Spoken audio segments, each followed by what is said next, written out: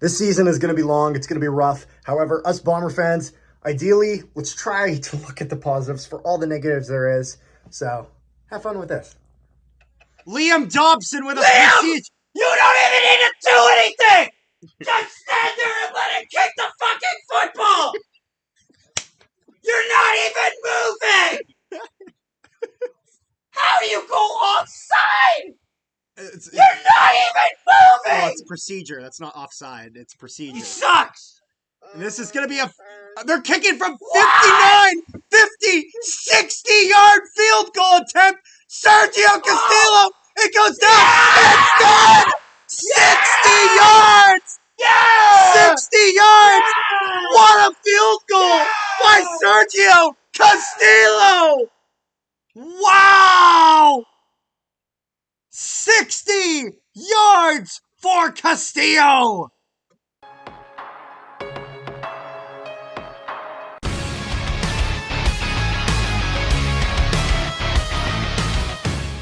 Good morning, afternoon, and evening, ladies and gentlemen. Welcome back to another Bomber game reaction. Bombers lose again, 22-19. This time in overtime, though.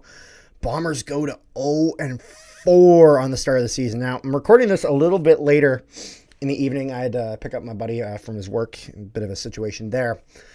So I've had a bit of time to kind of process this game and digest, as opposed to just the pure raw emotion and disappointment right after the this game had concluded. So let's get right into it, I guess. Like, if we're thinking pregame, really not much to talk about other than the fact that, like, I guess stuff that I've reiterated in our Canadian Football Central videos about Bombers receiving corps just being injured halfway to hell. Chris Smith doing good at returner, so keeping him there. But let's get started on the game. First quarter, man, first half of this game was boring. Seriously, incredibly boring. Some of the most boring football you will watch. First quarter, back and forth a bit to start. Bombers pushed the field. Castillo would hit the 26-yard field goal, making this 3-0. Calgary would then later on in that quarter push the field and grab a field goal, making it 3-3. That is all of my notes for the first quarter. That is how boring and dull it was. Seriously, there was nothing going on. The Bombers got such minimal yards on their rushes, got such a horrible completion percentage for Castillo, or not for Castillo, for Caleros. Just really was just, there was nothing good to talk about. And I gotta say right now, I am so disappointed in our defensive line. Now, I want to first prefacate this by, I understand that our Bombers D-line is injured halfway to hell. That two big pieces are gone in Celestion Haba and in Cam Lawson, and then even Lawson's replacement getting injured, having the third stringer, and all that sort of, I get that. I expect more from guys like Willie Jefferson, guys like Jake Thomas. Not saying that, you know, they're washed and this or that. They're in a slump right now. They are in a slump right now. And I'm saying I'm disappointed in them. Not because I'm not saying they're bad players. I'm not. I'm saying these guys are incredible players. They're such good players, and they're capable of more. Sorry, got my cord stuck underneath. Don't want to wreck it. But they're such incredible players, and I know they're capable of so much better than what we're seeing right now. And so I want that to improve. You know, and honestly, I wouldn't be surprised if those players themselves are wanting to improve. I know when I played hockey and I played, you know, bad, played like shit, I'd be disappointed in myself. And I wouldn't tell myself I'm a bad player, but I'd be like, man, I gotta get better than this. Like this, like I'm more than this. And so I'm not saying this out of direct criticism, saying they're bad players. I want to make sure I'm making this clear that I'm saying this because I know how awesome they are, and I just want more. And I think they would want more too. I think they'd tell you the same thing. But if we go into the second quarter of this game, 3-3 so far, coming out of the first, and this is when I really start to note down, man, this game is so boring. Back and forth quite a bit. Nothing is really happening. Calgary punts, grabs a single, making this 4-3 for the Stampeders. Bombers push, and at that point, Caleros goes down. I'm concerned on this play, as the O-line do a pretty solid job for the most part. This play, they do okay, but then they eventually do break through. Caleros takes a bit more time than I'd prefer to make this throw. He goes down and he goes out for a little bit. Strever would finish off this drive, and Castillo would then hit the field goal, making this 6-4 for the Bombers. And then right afterwards, Terrell Ford with an interception. Had not seen a ton from the Bombers defense in terms of interceptions in these past few weeks. I mean, it kind of hurts when you don't have a guy like Demario Houston, who was just the absolute king of that last year. And that would come back to bite us later in this game. But overall, I was glad to see him do it. Terrell Ford has actually played pretty well, despite the fact that a lot of the Bombers as a whole haven't played that great. So I was happy to see him get it. At this point, Caleros goes back in, and so I'm thinking, okay, great. Like, he's just a little shaken up, maybe winded on the last play. Glad to see him back in. And he would play the rest of this quarter as Castillo would go back in, hit a 36-yard field goal, making this 9-4 for the Bombers. And then the Calgary would then get back on their drive. They push the field, and Rene Paredes hits the field goal for Calgary, making this 9-7 in favor of the Bombers. So we would then normally go into the third quarter. However, we're actually going to be going into halftime, as this is when it comes out that we find out that Zach Caleros is injured and will not start the third quarter, and that his status is unknown. We kind of wonder this because near the end of the second quarter, while Calgary was kind of on their last drive there, Caleros is on the sidelines, not in his helmet, but with a hat on. And so at that point, it looked like he might not be back in. But in halftime, this is when we kind of find that out officially, and that Chris Streveler would finish the game for Winnipeg. And I was like, you know what? This sucks in the sense of Zach Caleros is a quarterback who's capable of so much. But at the same time, Zach Caleros hasn't gotten it done. Maybe Streveler can. Maybe. I remember 2 years ago in our home opener, Winnipeg versus Ottawa, Zach was, he had played a little well earlier, but he was finally starting to struggle, and he wasn't, and they needed a touchdown right then and there. Caleros gets shaken up, gets taken off, Drew Brown goes in. Drew Brown does really well. Gets some completions, the Bombers start marching the field. It had been 3 plays, Caleros is ready to go to get back on the field. O'Shea says, you know what? Drew Brown's doing fine. Let's keep rolling with this. Drew Brown gets a touchdown. Bombers are able to win that game. And so it was one of those things where sometimes even if your star quarterback is having a hard time, give the backup a chance, Have him throw the football instead of just running, because, obviously Streveler is going to be much better at running than he is throwing. But you know what? Give him a chance throwing. Doesn't hurt, because what we've been doing has not worked. And hopefully it does work, because if Caleros gets back into his game, that makes a big difference for the Bombers. But maybe he just needs a little bit of rest. Maybe he just needs a little bit of time off, a little bit of reflection. Sometimes it's even a little bit of humbling in the sense of, you know what? When I played hockey, when I played football, if I wasn't performing, I got benched or whatever. Was I happy about it? No, I was pissed off. However, that being pissed off from that can be some of the best motivators in the sense of, I remember when I was having a really bad hockey game, got taken out, got sat on the bench for almost a whole period, went back out there and had played some of the best hockey I'd ever played, because I was pissed off. I was fired up, and it got me going. And sometimes that's what you need. You need that kick in the ass. So I was okay. I was, like, you know what? Come on, Stravy, let's get this done. So third quarter starts, Stampeders push, and then Rene Paredes hits the 43-yard field goal, making this 10-9 for the Stampeders. It would go back and forth a bit, and then Stamps would get back on the rush. They get stopped, go to third down. They would punt it all the way through the end zone again and grab them, or not through the end zone, but they would punt it and grab themselves another single, making this 11-9 for the Stampeders.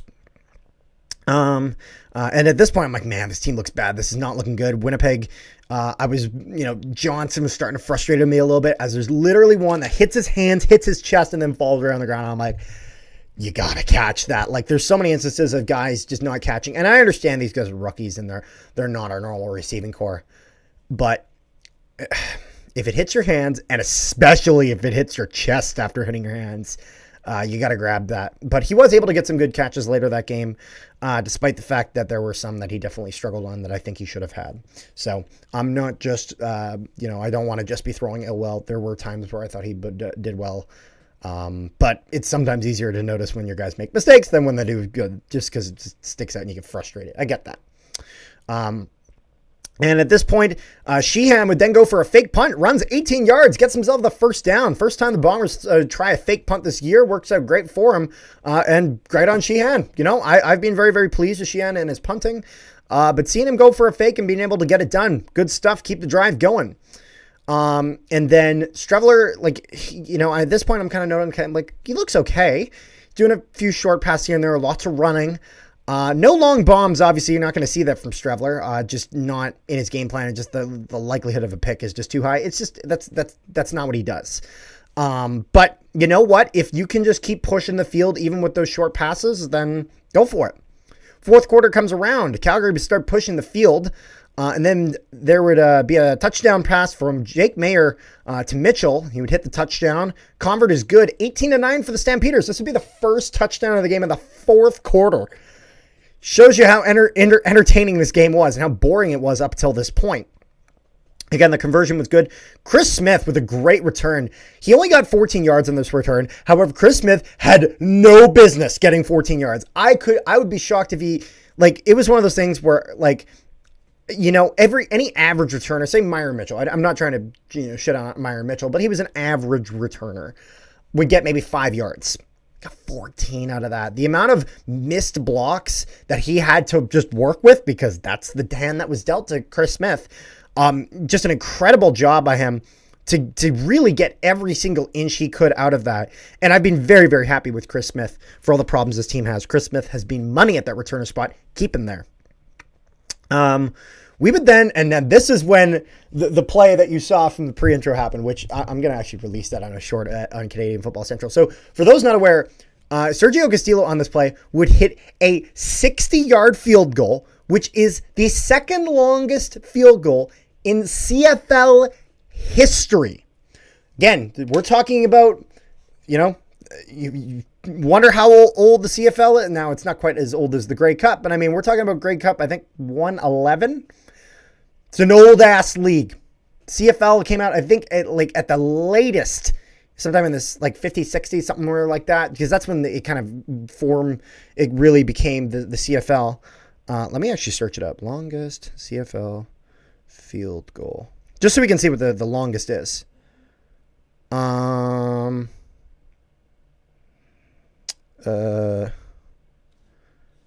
In history. It's giving me the 52. 62 yards by Paul McCallum, October 27th, 2001. This was 2 yards shy of that. The kick that Castillo did might have been able to make it even from then. But we're talking about the second longest field goal in CFL history. Unbelievable kick by Sergio Castillo. However, we got to talk about what leads up to that, which is where we line up and Liam Dobson, when we're just barely in field goal range, it's a long kick already for Castillo, takes a procedure penalty, lifts his hand up early. Procedure, 10 yards back. And it's like, oh boy, this is bad. We were hardly in field goal range as is. And so I thought we were punting. However, Castillo stays on there. I'm like, you know what? Let's see. And the rest is history. Wow. What a kick by Sergio Castillo. And just incredible. And he gets it done. 18-12 for the Stampeders. And man, at this point I'm motivated. I'm thinking, man, I want the Bombers to get it done. I really do, despite the fact that there's so much bad going on. We got to get a win at some point. We have to. Calgary starts pushing the field. Calgary then punts it through and grabs another third single of the game for them, making this 19-12 in favor of the Stampeders. Then Kolakowski takes a procedure. Then we would take an offside penalty, making it 1st and 20. At this point, I'm starting to get pissed off about penalties because in this game, we took 2 offside penalties, 3 procedure penalties. Those 3 procedure penalties were from 3 different offensive linemen. If we had taken 2 more procedure penalties from the other 2, we would have had a full house of procedure penalties, which is not something you want a full house of. It's not. And just was ugly. Seriously, play discipline, guys. Just stupid penalties. Know the count. Bombers get pushing a bit. They go for it on 3rd down, but they can't get it. Calgary ball. Calgary pushes down the field, then they punt. Bombers then take another procedure penalty. Then the Bombers push it down. Throw after throw. He keeps Streveler. He keeps making the connections. He's getting closer and closer and closer until Chris Streveler to Drew Wolotarski for the touchdown, Winnipeg. Oh, man, this felt great. For those not aware, the reason I don't have any reactions here, we were live streaming. You can check out the whole thing on Canadian Football Central. We actually do have 2 streams. That's because, unfortunately, right near the end of the second quarter, our stream crapped out. Our Wi-Fi just completely busted out. So we had to reset the stream. So if you're looking for something in the first half of the game, check the first stream, and something in the second half, check the second half. So lots of good stuff there, but obviously you got probably the best clip at the start right here. Conversion is good. 19-19 tie game. Goes to overtime. Calgary wins the coin toss. Winnipeg offense starts. Winnipeg starts creeping in a little closer. Then Wilson gets the ball on the side, and we're thinking, man, if he can get 5 yards out of where he is, good. And then we can go for it on the next down. Gets right to the sidelines. It looks like he's about to step out or get pushed out, but he doesn't. He keeps running because Calgary kind of gave up on the play a little bit. They thought that they basically had him out and we were about to hear whistles and that was it. He keeps going, gets a first down, gets the Bombers under the 20-yard line, into the red zone. Streveler then tries to throw it in the end zone. And it gets picked off by none other than Demario Houston. Houston, we have a problem. Yeah.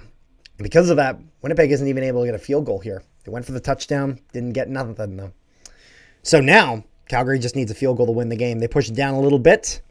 Rene Paredes, kick in the air, 52 yards. Game over. Calgary Stampeders defeat the Winnipeg Blue Bombers by a score of 22-19. And Calgary will go to 2-1 on the season. Bombers down to 0-4. My God, we need a bye week. We need a bye week so bad. This is just a disaster. Next week, we got a game. It'll be next Friday. Ottawa versus Winnipeg. In Winnipeg. I will not be at this game, though, unfortunately. I will actually, well, sort of, unfortunately. Hopefully the Bombers are able to get it done. I won't even be able to watch this game. That's because I will be in Toronto watching Friday Night SmackDown at SmackDown. And then the very, very next day, I will be at Money in the Bank in Toronto. And you bet your ass we are going to have a video covering that in some aspect. It might be a bit more of a vlog. I don't even know how we're going to do it. Got to do something. And then the next day, NXT Heatwave. I am extremely excited for all that. We have our flights with WestJet, but there's some strike stuff going down, so we'll have to get that all figured out.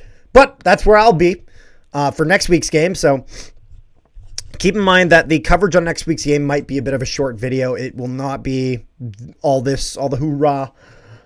So I hope you guys are okay with understanding about that. My apologies about that. It is what it is, though.